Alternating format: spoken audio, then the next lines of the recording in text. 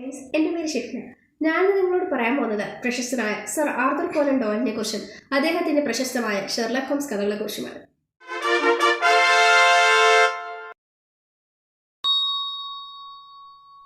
ലോകം കണ്ടതിൽ വെച്ച് ഏറ്റവും വിഖ്യാതനായ കുറ്റാന്വേഷക കഥാപാത്രം ആരെന്ന ചോദ്യത്തിന് ഉത്തരം നൽകാൻ അധികം ആലോചിക്കേണ്ടി വരില്ല. അതെ, ഷെർലക് ഹോംസ്.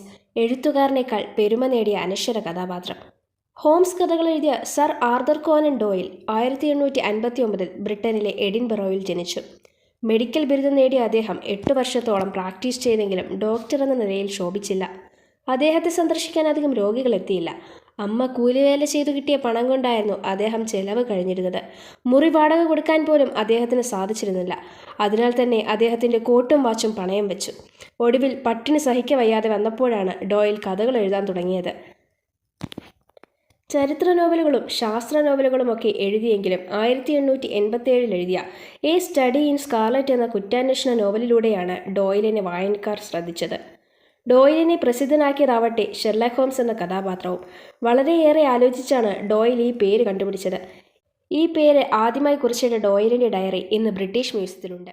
കഥകളിൽ ഷെർലക് ഹോംസിൻ്റെ സുഹൃത്തായി പ്രത്യക്ഷപ്പെടുന്ന വാട്സൺ ഡോക്ടറാണ്. വാട്സൺ രേഖപ്പെടുത്തിയ ഓർമ്മക്കുറിപ്പുകളുടെ രീതിയിലാണ് ഡോയിൽ കഥകൾ അവതരിപ്പിച്ചത്. എഴുത്തുകാരൻ ജീവിച്ചിരിക്കവേ തന്നെ അദ്ദേഹം സൃഷ്ടിച്ച കഥാപാത്രം ചരിത്ര പുരുഷനായി മാറി. ഷെർലക് ഹോംസ് എന്ന പേരിന് കഥാകൃത്തിനേക്കാൾ പ്രശസ്തി ലഭിച്ചു. ഹോംസ് സൊസൈറ്റിയും ഹോംസ് മാസികയും മറ്റും നിലവിൽ വന്നു. 100 കണക്കിന് ആളുകൾ ഹോംസിൻ്റെ ആസ്ഥാനമായ ലണ്ടനിലെ ബേക്കർ സ്ട്രീറ്റിലെ 221 നമ്പർ വീട്ടിലേക്ക് കത്തുകൾ എഴുതി. ഹോംസും ഈ മേൽവിലാസവും ഡോയിലിൻ്റെ ഭാവനാ സൃഷ്ടിയാണെന്നുള്ള കാര്യം വായനക്കാർ മറന്നു. ഹോംസിനെ ജീവനുള്ള ഒരു ആരാധനാപാത്രമാക്കി മാറ്റാനായിരുന്നു അവർക്കിഷ്ടം. 60-ലേറെ കഥകളിൽ ഷെർലക് ഹോംസ് പ്രത്യക്ഷപ്പെട്ടിട്ടുണ്ട്. വളരെയേറെ സമയവും തയ്യാറെടുപ്പും വേണ്ടിയിരുന്നു ഓരോ കഥയ്ക്കും. അതുകൊണ്ടാവാം ഫൈനൽ പ്രോബ്ലം എന്ന കഥയിൽ ഹോംസ് കൊല്ലപ്പെടുന്നതായി ഡോയിൽ എഴുതി വച്ചത്. പക്ഷേ വായനക്കാർ ആ ക്രൂരകൃത്യം സഹിച്ചില്ല. ജനമിളകി. തെരുവുകളിൽ അക്രമം പടർന്നു. വീണ്ടും ഹോംസ് കഥകൾ എഴുതാൻ പലരും ഡോയിലിനോട് ആവശ്യപ്പെട്ടു. ചിലർ ഭീഷണിപ്പെടുത്തി. ഹോംസിനെ വീണ്ടും സൃഷ്ടിച്ച് കഥ എഴുതണമെന്നും അങ്ങനെ എഴുതുന്ന കഥയിലെ ഓരോ വാക്കിനും $500 വീതം നൽകാമെന്നും ചില പ്രസാധകർ ഡോയിലിനെ അറിയിച്ചു. വായനക്കാരുടെയും പ്രസാധകരുടെയും നിർബന്ധം സഹിക്കാനാവാതെ ഡോയിൽ വീണ്ടും ഹോംസ് കഥകൾ എഴുതി. എംറ്റി ഹൗസ് എന്ന കഥയിലൂടെയാണ് മരിച്ചു എന്ന് വിശ്വസിക്കപ്പെട്ട ഹോംസ് തിരിച്ചു വരുന്നത്. തുടർന്ന് കോനൻ ഡോയിൽ എഴുതിയ ഓരോ ഹോംസ് കഥയ്ക്കും £10,000 വീതമാണ് ഒരു പ്രസാധകൻ നൽകിയത്. ഒരു കുറ്റാന്വേഷണ സാഹിത്യകാരൻ മാത്രമായിരുന്നില്ല കോനൻ ഡോയിൽ. 6 വാല്യങ്ങളായി പുറത്തിറക്കിയ 1-ാം ലോക മഹായുദ്ധത്തിൻ്റെ ചരിത്രം അദ്ദേഹത്തിൻ്റെ ചരിത്ര പാണ്ഡിത്യത്തിനും പരിശ്രമത്തിനും സാക്ഷ്യം വഹിക്കുന്നു. ശാസ്ത്ര നോവലുകൾ എഴുതിയിട്ടുള്ള അദ്ദേഹം ഒരു ശാസ്ത്രജ്ഞനുമായിരുന്നു. നേവിയുടെ ലൈഫ് ജാക്കറ്റ് അദ്ദേഹത്തിൻ്റെ കണ്ടുപിടുത്തങ്ങളിൽ ഒന്നാണ്. നല്ലൊരു ഗുസ്തിക്കാരനും സ്പോർട്സ് താരവുമായിരുന്നു ഡോയിൽ. എന്നാൽ ഷെർലക് ഹോംസ് കഥകളുടെ സൂര്യവെളിച്ചത്തിൽ അദ്ദേഹത്തിൻ്റെ മറ്റെല്ലാ സംഭാവനകളും മിന്നാമിനുങ്ങുകളായിപ്പോയി.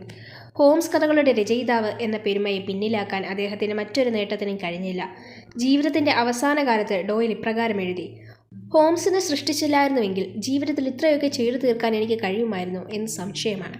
പ്രിയപ്പെട്ട വായനക്കാരി, ഗുഡ് ബൈ. നിങ്ങൾക്കും ഷെർലക് ഹോംസിനും. 1930 ജൂലൈ 7 കോനൻ ഡോയിൽ മരിച്ചു. പക്ഷേ ഷെർലക് ഹോംസ് ഇന്നും ജീവിക്കുന്നു.